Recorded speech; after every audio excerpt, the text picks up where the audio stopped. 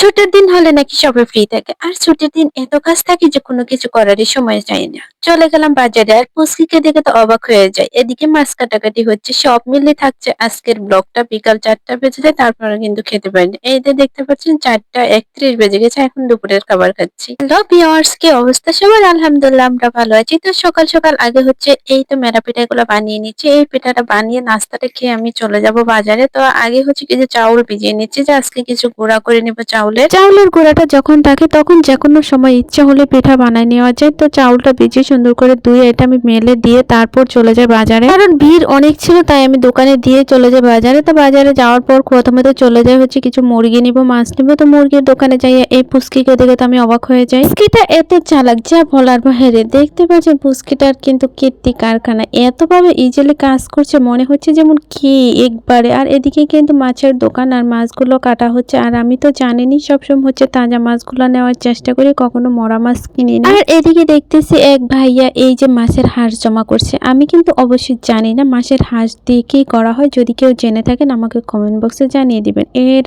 সবগুলা হাঁসটা পরিষ্কার করে ধুয়ে তারপর একটা ক্যারেটে রেখে দিচ্ছে। এইদিকে মাছ কাটতে নিয়ে তো মাছ শুধু লাফালাফি করতেছেন। এই যে দেখেন পুচকি কি করে। পুচকি মনে হচ্ছে যেমন ইজিলি সব ঠুস ঠাস করে টেনে টুনে, আর মুখে যেভাবে বটবট বটবট করতেছিল। তাও সবকিছু নিয়ে চলে আসলাম বাসায় এসে আগে রান্না বান্না করে নিচ্ছি। তো বাসায় এসে হচ্ছে আগে পোলাওটা বসিয়ে দিচ্ছি, যেহেতু একেবারে আজান দিয়ে ফেলছে, আমার বাজারে আজান দিয়ে ফেলছে। তো খাবারের সময়টা যেহেতু একেবারে পাওয়া যাবে না, তো খুব তাড়াতাড়ি এই জন্য পোলাও আর মাংসটা যাওয়ার সময় ভিজিয়ে রেখে গিয়েছিলাম। তো খুব তাড়াতাড়ি রান্না করার জন্য পোলাওটা আমার কাছে বেটার হয়। আর সবসময় চেষ্টা করি শুক্রবার আসলে ভালো মন্দ কিছু রান্না করার জন্য, হয় বিরিয়ানি নয় পোলাও, এটা থাকে আমার প্রতি শুক্রবারে খাবার তালিকার মধ্যে। তো এই যে এখন এটাকে পোলাওটা আমার হয়ে গেছে, কিছু বেরেস্তা দিয়ে একটু নেড়ে দিচ্ছি। এদিকে পোলাও হতে হতে কিন্তু আমি মাংসটাও রেডি করে নিয়েছি, কারণ মাংসটা আমি ইন্ডাকশনে দিয়ে দিব, না হলে কিন্তু আমার লেট হয়ে যাবে। আর চুলাতে দিলে হয়তো আবার নাড়তে হবে, ই করতে হবে। তো একসাথে আমি সবকিছু দিয়ে মশলা দিয়ে প্রেসার কুকারে দিয়ে আমি ইন্ডাকশনে দিয়ে দেবো। এখন সবকিছু দিয়ে দিলাম এটা। আর মাংসের মধ্যে পর্যাপ্ত তেল ছিল, তাই এখানে 2টা আলু দিয়ে দিচ্ছি, তাহলে কিন্তু একটু তেলটা কেটে যাবে। দিয়ে দিলাম এটা ইন্ডাকশনে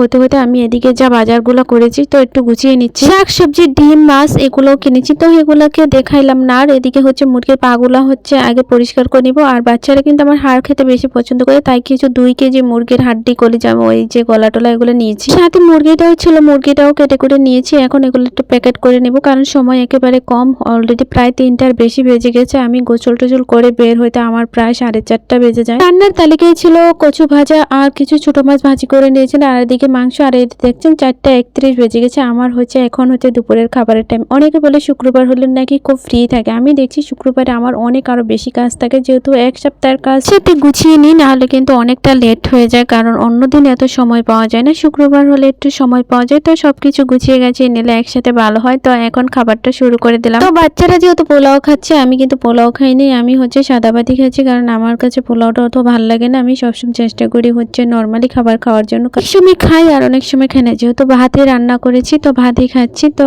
আজকে কিন্তু ভিডিওটা এ পর্যন্তই, দেখা হবে নেক্সট ভিডিওতে। সে পর্যন্ত সবাই ভালো থাকো, সুস্থ থাকো, নিরাপদে থাকো। আল্লাহ হাফিজ।